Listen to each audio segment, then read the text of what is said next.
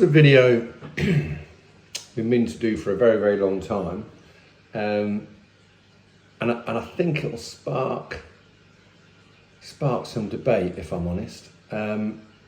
So I'm in the UK, obviously, accent, and a lot of my videos are watched by a lot of people in the United States who perhaps don't have this problem. So I'm just going to explain it real quick.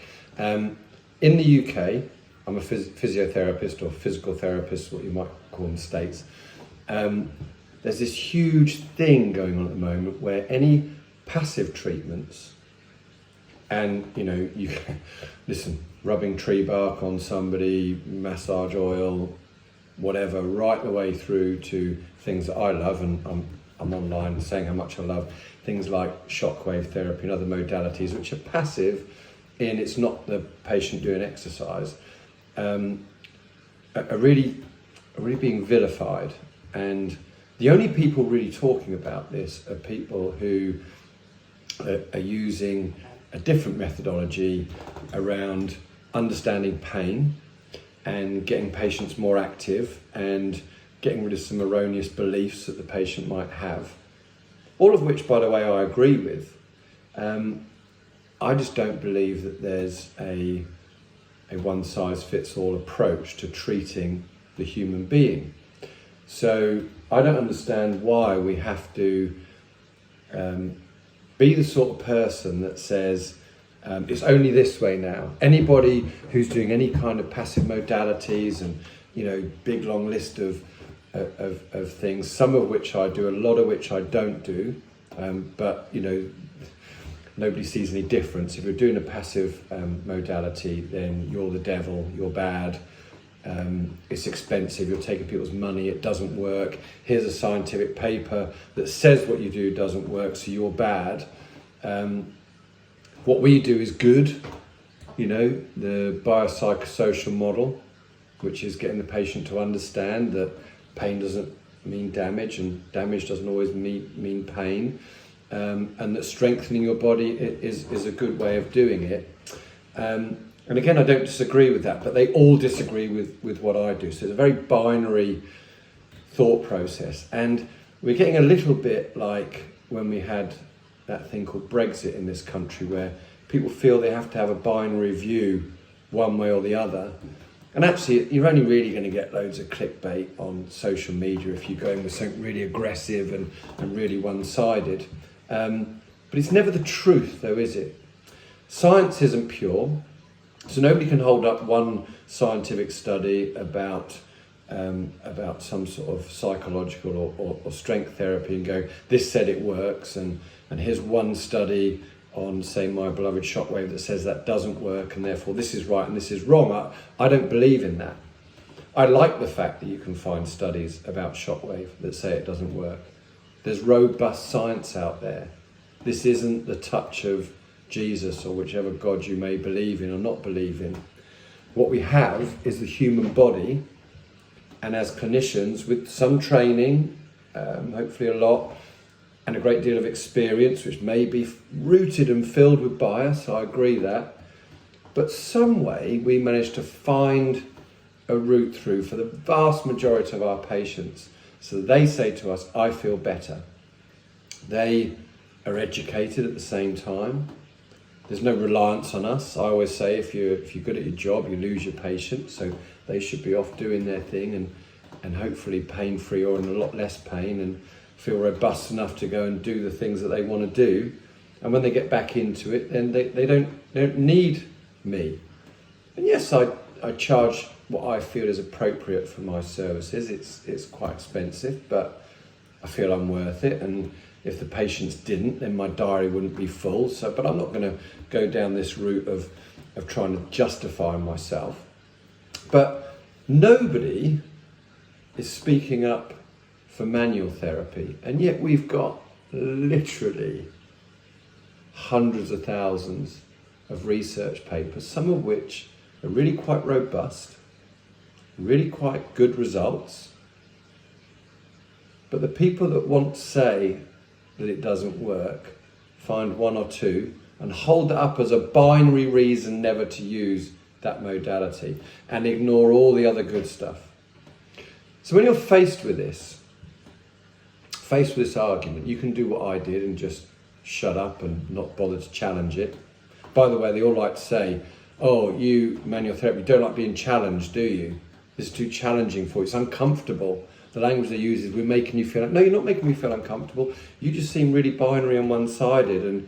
And I think that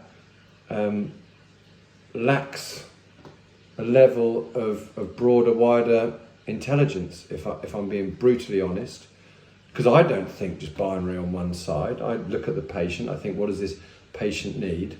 What I don't think I am, what I am certain I'm not, is an unqualified psychologist that is capable of understanding if my patient's pain is real or psychosomatic. And I don't believe that I'm qualified on any level to be a psychologist. And therefore the biopsychosocial model is a large piece of my training which is missing from that. And I think because some people think they are that, and actually providing education for other people on the subject without a relevant qualification, I think that's a problem. And I think that's why there are lots of people coming into my clinic saying, but I saw such physio up the road and he told me it was all in my mind. The pain was all in my mind. So the message through untrained people is having a worse effect than the potential of the biopsychosocial model. We're actually making things worse by people that don't know what they're doing, trying to do that. And that's terrible because it's a really, really good model. And yes, I think people should be doing more strengthening exercises, particularly as they get older. But getting stronger makes you more robust and is a phenomenal long-term strategy to help with pain. When you've got someone who's scared, who believes that they're been told that they're just making the pain up in their head, and we can use some sort of modality, even to give a transient, acute reduction in their pain, which gives them hope, which gives them belief, makes them feel that they actually can go off and do some strength exercises. That is often the catalyst to get them to start helping themselves. And so if you say, no, manual therapy is all bad, you must not do it, you're a fossil, you're a dinosaur if you use it, you're missing out, you're missing the point. The patient is there in front of you. Listen to them, understand them. Don't try and be a psychologist, but do use a multitude of tools. And if you don't know how to use the stuff that we use, and therefore you want to push it to one side as snake oil, fine. But if you actually want to research it properly, then come along and learn. Come to one of the seminars, webinars that we do. Come along to one of the big conferences that we do. But for those of you that want to answer this, shockwave therapy is one of the frontline tools for helping people with Alzheimer's. Because what it does, it stimulates your cells to rejuvenate and become better. The whole of Austria are using it as a frontline treatment for spinal cord injuries, because it's been shown to work. It's being used in open heart surgery and getting much better results from that surgery than if they didn't have it. Might actually be a use of it in depression. We can see it improving scars on the skin by its use. It's being used in all these different spheres successfully. But in the MSK world, to some, it's the devil and it shouldn't be used. But why is it working in all these other places? And if one of these people that shouts about it being sham and snake oil, one of their loved ones needed open heart surgery or were getting Alzheimer's, and this was a very real option, which it is, the World Health Organization have actually stopped researchers from doing placebo-based studies because they say the results are that good. If it works on all of those things, is it not just plausible you might have a rethink and remove your bias for a second and read the shockwave research in a different light? I think maybe it's uncomfortable for me. Maybe it's a challenge for me, who said that it's rubbish, to go and look at it again and think and look at it through a different lens and see what you find.